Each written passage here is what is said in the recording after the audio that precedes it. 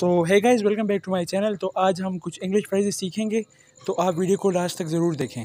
तो हमारे पास ये फ्रेज़ है कि हुज़ नंबर इज़ दिस, ये किसका नंबर है। तो अगर आप किसी से पूछते हैं तो आप कहेंगे हुज़ नंबर इज़ दिस, ये किसका नंबर है। सेकेंड फ्रेज़ हमारे पास है आई नीड टुडेज़ फ़ोटो, मुझे आज की फ़ोटो चाहिए। नेक्स्ट फ्रेज़ है हमारे पास I will reply, I double L का मतलब होता है आई विल रिप्लाई या रिस्पॉन्ड इन अ वाइल, मैं थोड़ी देर तक रिप्लाई करता हूँ। या हम इंग्लिश में ये भी कह सकते हैं कि आई विल रिप्लाई शॉर्टली, मैं थोड़ी देर तक रिप्लाई करता हूँ। नेक्स्ट फ्रेज़ है हमारे पास your typing is so slow, तुम्हारी टाइपिंग बहुत स्लो है। तो ये हम कंप्यूटर टाइपिंग की बात करें कि तुम्हारी टाइपिंग की स्पीड जो है बहुत स्लो है, your typing is so slow. Next phrase हमारे पास you can call me any time, आप मुझे किसी भी वक्त कॉल कर सकते हैं। तो आप इंग्लिश में कह सकते हैं कि you can call me any time, आप मुझे किसी भी वक्त कॉल कर सकते हैं। नेक्स्ट फ्रेज़ हमारे पास where are you nowadays, कहाँ होते हो आजकल। अगर हम किसी से पूछते हैं कि आज आप आजकल कहाँ होते हो, तो हम इंग्लिश में पूछेंगे कि where are you nowadays, कहाँ होते हो आजकल।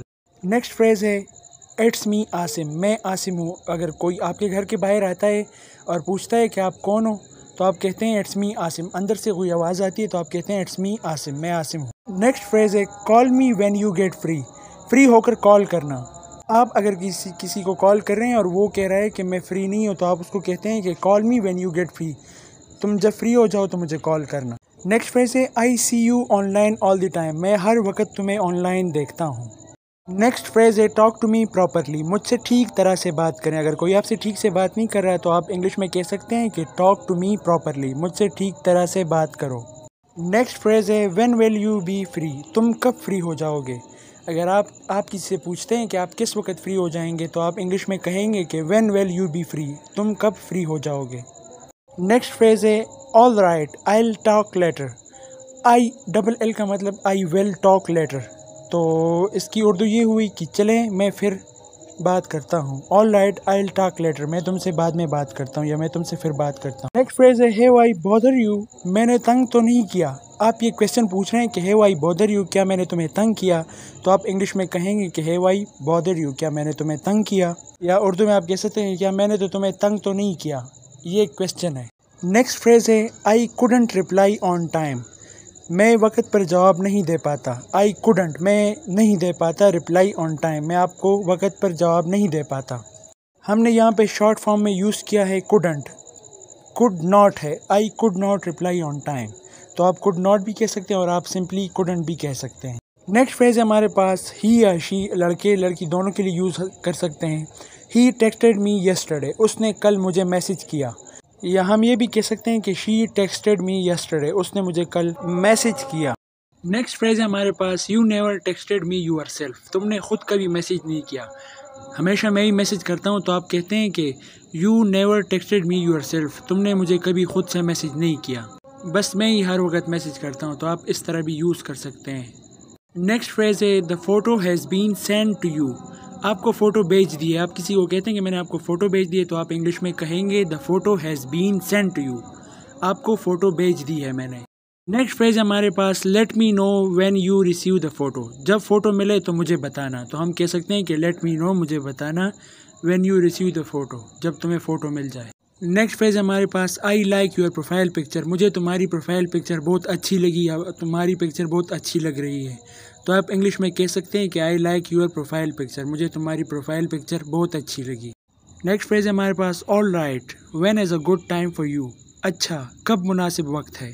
इसका मतलब ये है कि हम किसी से पूछते हैं कि सही वक्त कब है या मुनासिब वक्त कब है, तो हम इस तरह कह सकते हैं कि when is a good time for you. Next phrase है हमारे पास नो नॉट दिस टाइम, नहीं इस वक्त नहीं। अगर कोई आपको कॉल करता है तो आप उसको इंग्लिश में कह सकते हैं कि नो नॉट दिस टाइम, नहीं इस वक्त नहीं, इस वक्त।